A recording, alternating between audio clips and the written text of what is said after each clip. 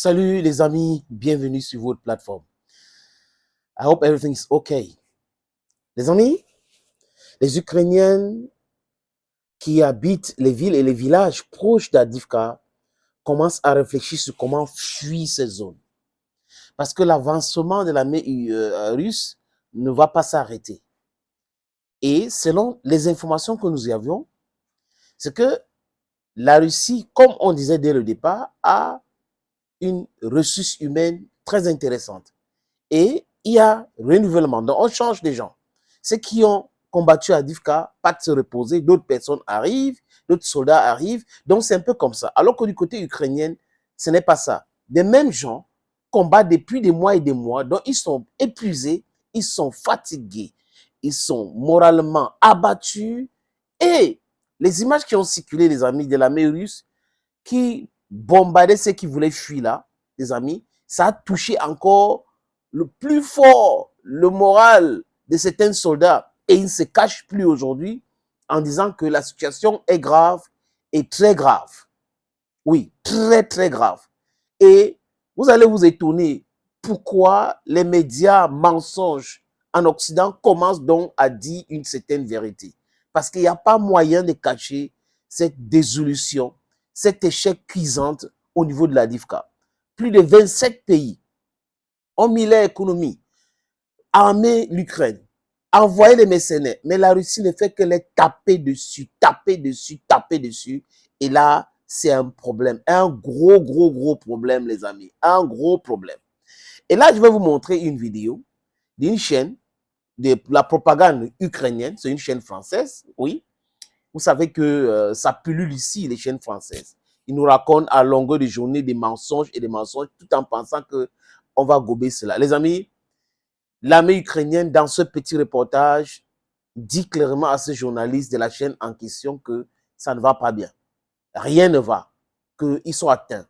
Ils n'ont pas d'hommes, ils n'ont pas d'ammunition, ils n'ont pas. Et ils pensent que les Russes vont continuer avec leur progression parce que là, les Russes sentent que ça ne va pas chez eux. Et la vérité, c'est que ça ne va pas. Les amis, on regarde. Vous savez, les soldats avec qui j'ai parlé ici aujourd'hui n'ont pas du tout caché leur inquiétude. Ils m'ont tout de suite dit qu'ils ont un manque d'hommes, de munitions, d'armes et aussi de drones à presque tous les endroits de la ligne de front et qu'ils sont aussi très fatigués. Ils ne cachaient absolument pas leur inquiétude. En ce moment, la Russie tente d'attaquer à 5 endroits. Plus au nord d'ici, il y a Kupiansk dans la région de Kharkiv. Les Russes attaquent cette ville depuis leur place fort qui est à Kremina. Ils attaquent aussi la ville de Liman qui est dans le nord de la région de Donetsk. Et puis bien sûr, ils tentent de pousser depuis Avdiivka vers le nord, vers des villes comme Druzhkivka où je me trouve en ce moment. Et puis plus au sud, leur tentative de prendre la ville de Vuhledar qui s'est soldée par une cuisante échec il y a à peu près un an a repris visiblement. Ils poussent vers l'ouest depuis Marinka, une autre ville non loin de Donetsk que les Russes ont complètement détruit mais dont ils ont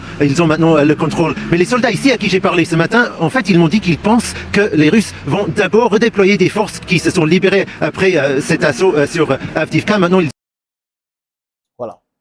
Ça, c'est la première fois que ce monsieur qu'on appelle Gulliver Krag fait de reportages ou intervient dans le journal sur France 24 à ce qui concerne la guerre en Ukraine et dit une certaine vérité. Oui, parce que c'est difficile aujourd'hui de continuer à mentir. Ils ont tellement menti que ça ne prospère plus. Ils ont menti que leur mensonge est devenu tellement fade. Leur mensonge est en état de décomposition avancée.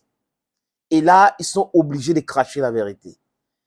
Depuis longtemps, nous le disons ici, que l'armée ukrainienne sur le terrain est en train de se plaindre. Plaindre de leur président. Le mensonge répété de Volodymyr Zelensky. Alors que sur le terrain, c'est tout autre chose.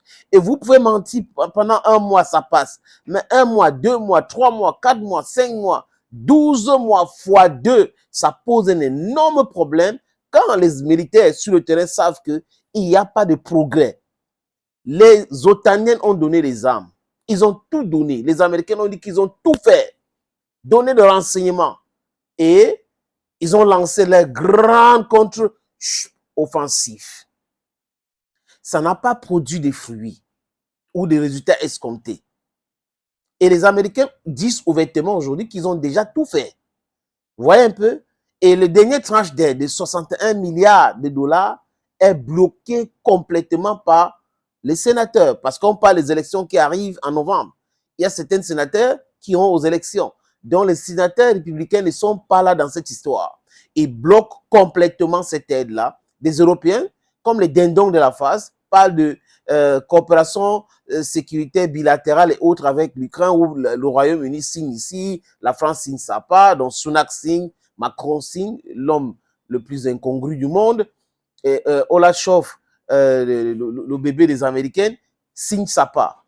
Ils n'arrivent pas à protéger leur propre pays et ils prétendent vouloir protéger l'Ukraine. Ils ont fait ça avec l'OTAN, ça ne marche pas. Donc c'est l'Allemagne qui va se lever, c'est la France qui va se lever, c'est le Royaume-Uni qui va se lever, et ça va changer quoi? La Russie, c'est un pays continent avec beaucoup des intelligents. Oui, il y a de l'intelligence en Russie. Let me put it that way. Le sous-sol est riche. Donc la Russie n'a pas besoin d'aller puiser ailleurs pour venir construire quelque chose. Voilà avec qui vous êtes en train de faire les palabres. Vous êtes en train de faire les problèmes. Ça ne peut pas, ça peut qu'être désastreuse pour le peuple ukrainien. Parce que Zelensky est dans ses bunkers. Chaque jour, il passe dans X, Y bunker.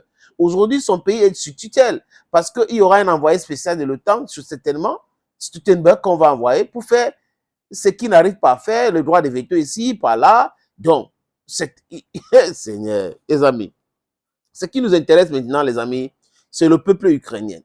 Qu'est-ce que le peuple ukrainien pense? Est-ce qu'il y a la peur des gens qui vivent pas très loin d'Avdiivka et les autres villes? Parce que la Russie est en train d'attaquer au niveau de Zaporizhzhia à Robotine. La Russie est à Kupiansk, actuellement où je vous parle. C'est le bombardement tous les jours.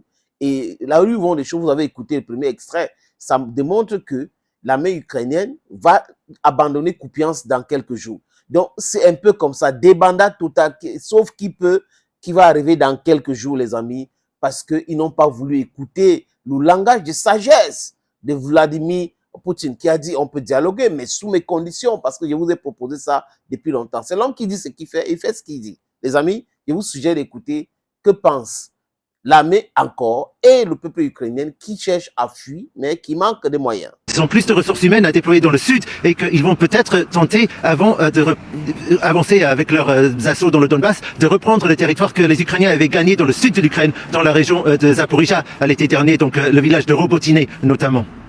Gulliver, là où vous vous trouvez, c'est à quelques dizaines de kilomètres justement d'Avdiivka. Est-ce que les civils sur place, eux, se sentent désormais menacés ?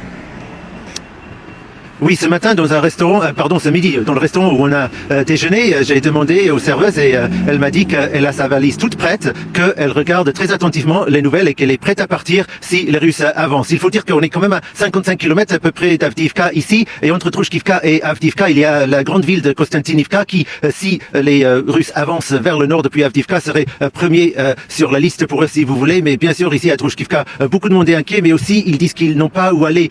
Ces jeunes, oui, ils disent on a la valise prête, on va partir ailleurs en Ukraine. Mais beaucoup d'autres gens, surtout les gens plus âgés, disent qu'ils n'ont tout simplement pas où aller, ils n'ont pas l'argent. Les gens manquent de moyens, ils ont peur, surtout les vieillards, et les jeunes ont déjà préparé les sacs pour fuir davantage, aller dans d'autres zones. Et là où vont les choses, les amis, c'est Odessa. Je vous le dis encore. C'est-à-dire que quand la Russie va finir de faire tout cela, la Russie va se concentrer sur Odessa. Et quand Odessa va tomber, c'est là où les Russes vont dire que ok, ça va maintenant.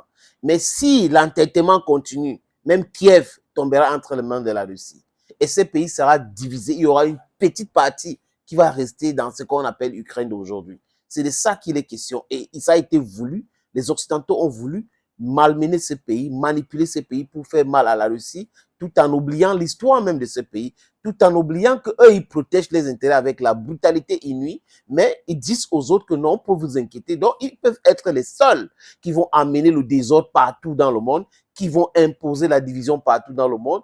Et eux, on ne peut rien les faire. C'est eux, la communauté internationale, le droit international est de leur côté, la finance internationale est de leur côté, l'économie internationale est de leur côté. C'est fini tout cela. On parle d'un monde aujourd'hui bipolaire, les amis. On a des pôles de puissance partout, en Russie, en Moscou, à Pékin, à New Delhi, à Brasilia, en Afrique du Sud, un peu partout dans le monde aujourd'hui, à Washington. C'est de ça qu'il est question. Et ces gars-là ne voulaient pas entendre parler de ça. Mais aujourd'hui, ils sont obligés. Désolé pour eux. That is how it is. Thank you, friends. Thank you again for always watching. Bye-bye for now.